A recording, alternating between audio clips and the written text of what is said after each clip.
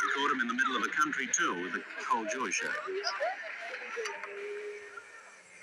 Well, a very good evening. With me in the studio this evening, I have Johnny Farnham, Sadie, the cleaning lady.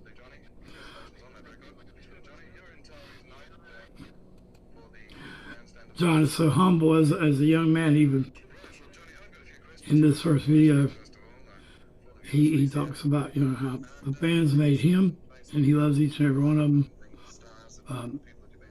The announcer asked him, do you think it's kind of silly the way they mob you? Or he says, what do you mean getting mobbed? He's like, they're confidentially, I love it. He's like, well, it's not confidential now, John. He says, well, all I know is what I know. Since I released the record, the cleaning lady. And well, later we find out, obviously, one of the two women in that video, or the girls in the video, their daughter is who sings with John on the first farewell tour, the big one where they hit 66 shows in 6 months in 26 different parts of Australia. I may be getting that totally wrong. As you've done seen the video I just previously released about the screw up that was the Bow River reaction, which will not be a screw up in the end. Anyway, moving on. This is profoundly cool to see John that young. And actually, to OGL's point, his voice really hasn't changed. Even up to the 72-year-old John, which the last interview, we'll get to it, is hard to watch. As we had only seen John in his prime. Not his pre-prime or post-prime, however you want to say that. John's always his prime. I think it's unfair of us, and I say us because I'm a huge fan myself as of now, and I think it's unfair of us to try to ask John to sing again.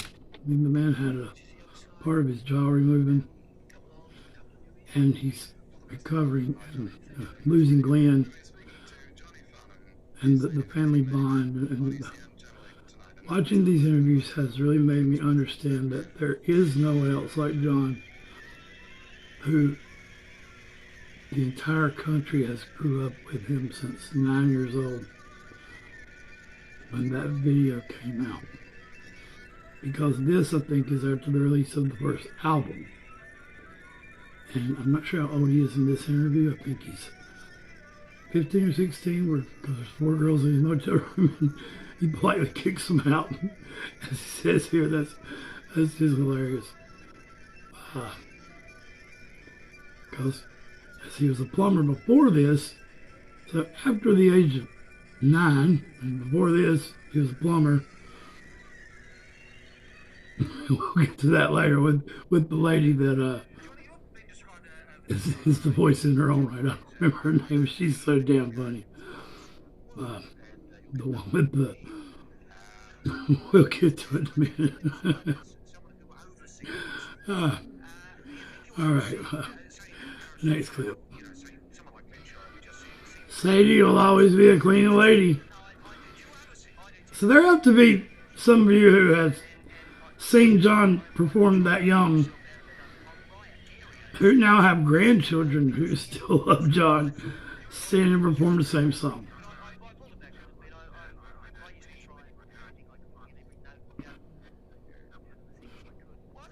Also, John's personality is, and the Aussie personality, and maybe New Zealanders too, I'm not sure, but the overall positivity of you guys, when you totally rip each other down with the sarcasm, but it's all in good fun. It's really inspiring because here, man, everybody takes it so damn personal. If you say anything about anything, you get so defensive. And you all just embrace it and laugh and just laugh it off. It's that to me is beautiful in itself. And I aspire to be, as a nation, as united as you all are. Because there are, anyone that says Americans are inward looking and we don't see our point of view, will know that is 50 states, or however many damn states we have. Every state has their own views. And there are probably more differences in slang, language, accent, views, culture in the United States than there are in your beautiful countries of New Zealand and Australia, because I guess why they call us the mixing pot. It's nothing for me to go into a restaurant right here locally and have 3 or 4 different languages being spoke and total different cultures that it doesn't feel united at all. And we literally have lines drawn, imaginary lines drawn in the dirt that says we aren't united. And politicians for each state. So it doesn't feel united, and maybe that's why we give the impression to the rest of the world that we're inward looking, because we can't figure out ourselves how to be united. Although the world may be portrayed that we all feel that we are. We don't. I hope that made sense. I'm not ripping on my country. I'm ripping on the way it's been structured. As a tulip fan, I paint for myself and question authorities. But I don't question the Aussie love and the way you guys totally rip off. They're talking about the Little River Band songs, I believe, and John, they're just completely rubbish, he says.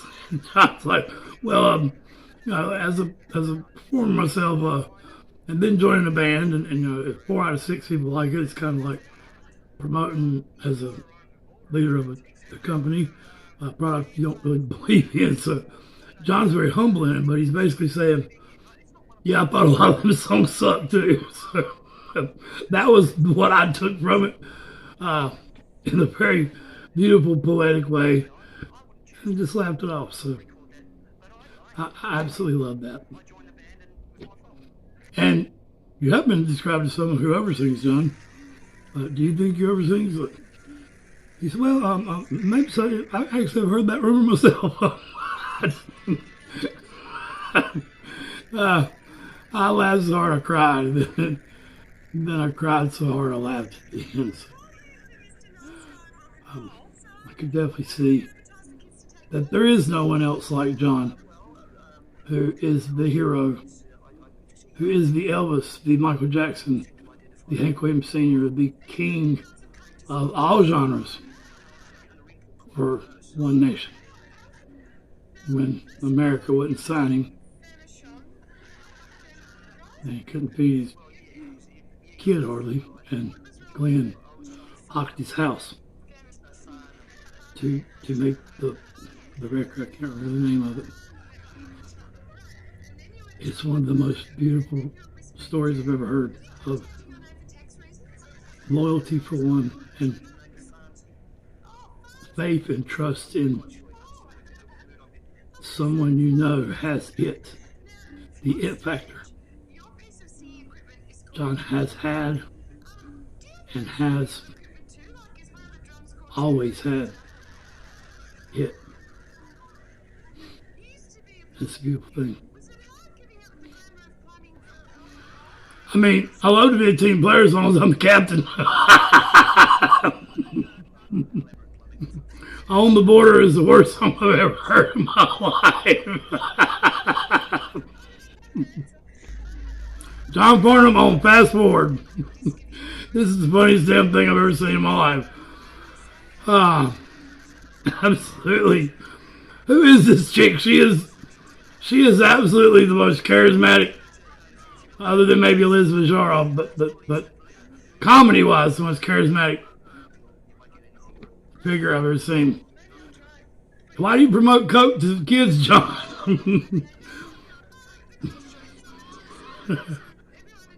You still got a wrinkle caught up my nose.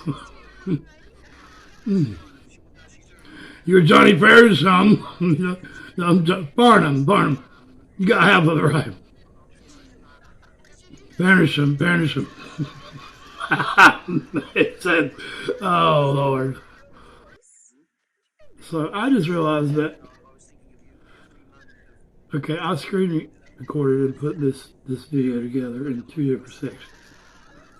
And the first section was after the women on the bras, the 60 minutes of the cross-country tour of John.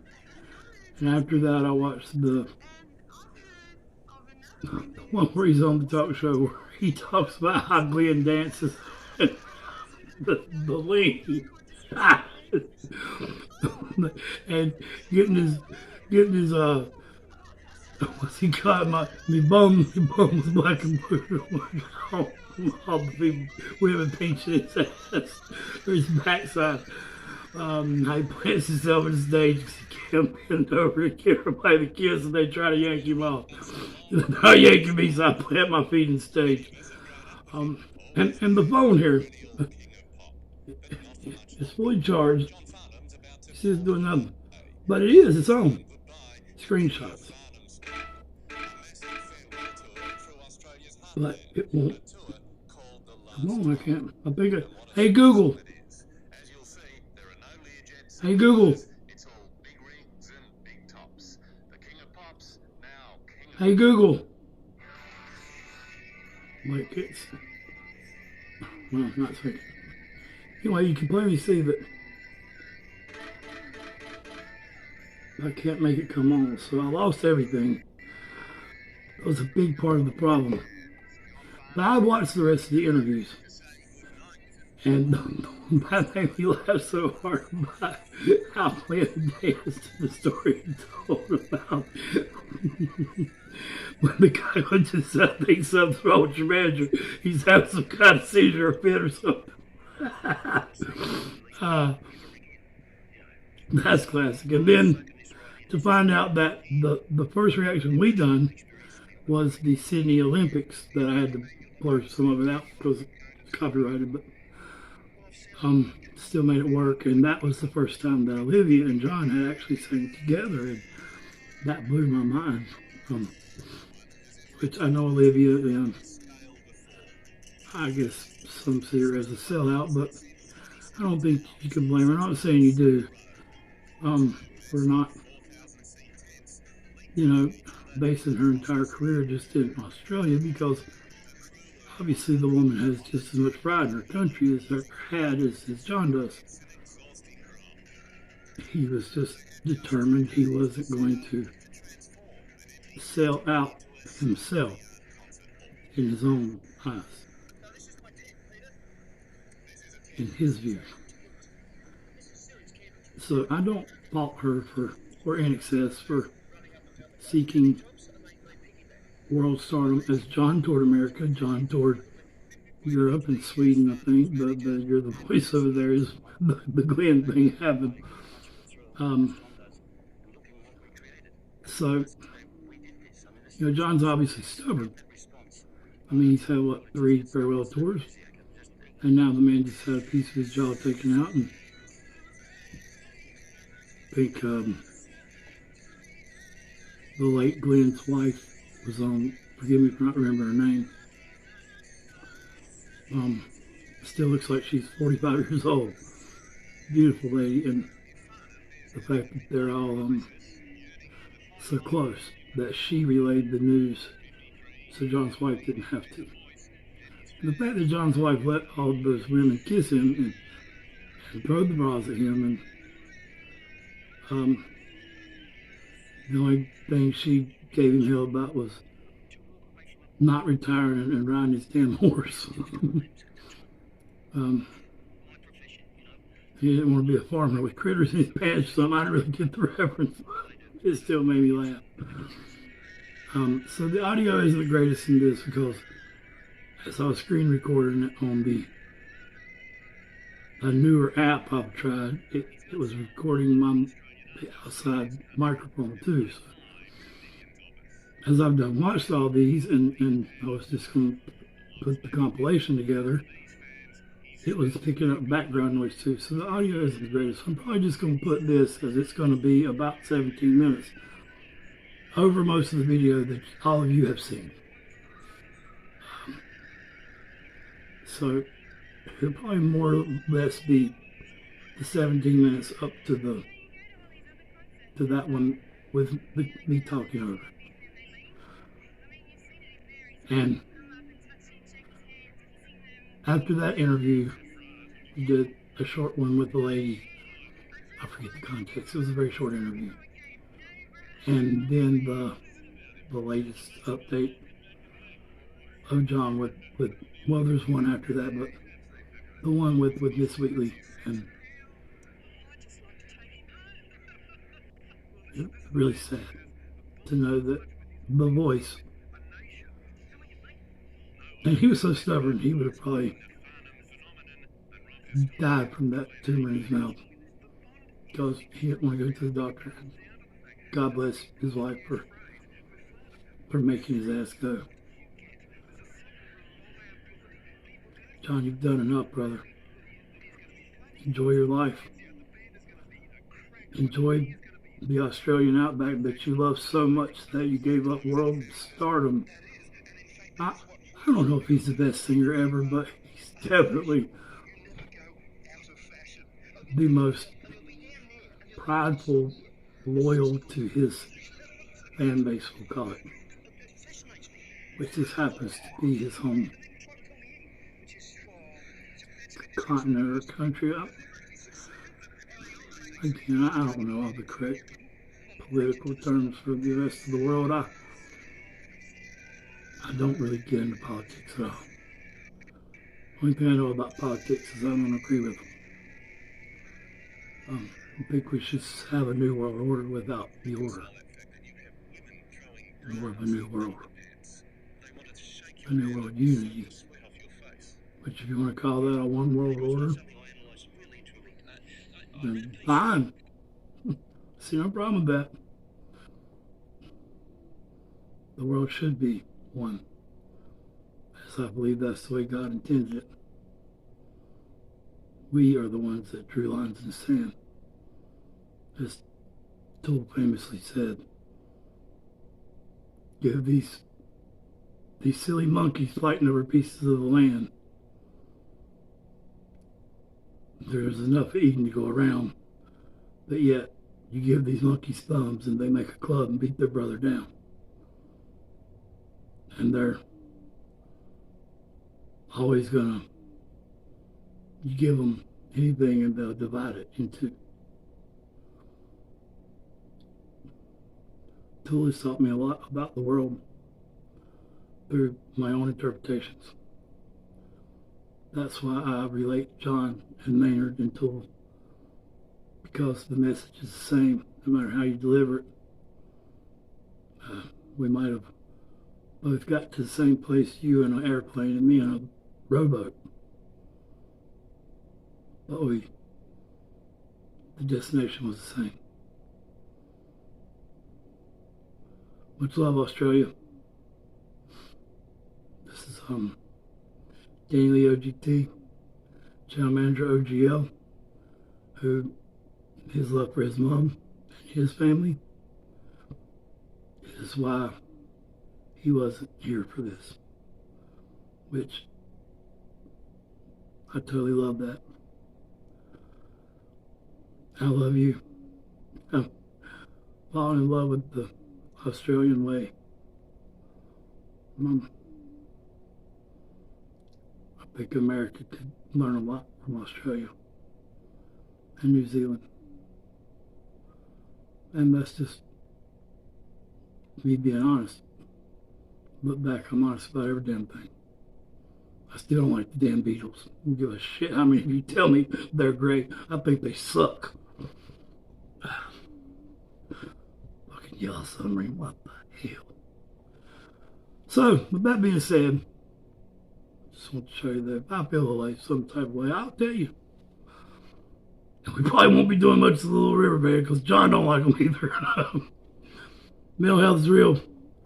I was struggling from it all damn night long trying to get this shit done. But the arms of the many must join as one, and together we'll cross the river. The humbling river, Pussifer. Check that song out. I don't recommend songs, but I recommend that one. That's Maynard's third band. And like John, Maynard's 59 years old. It's still going strong.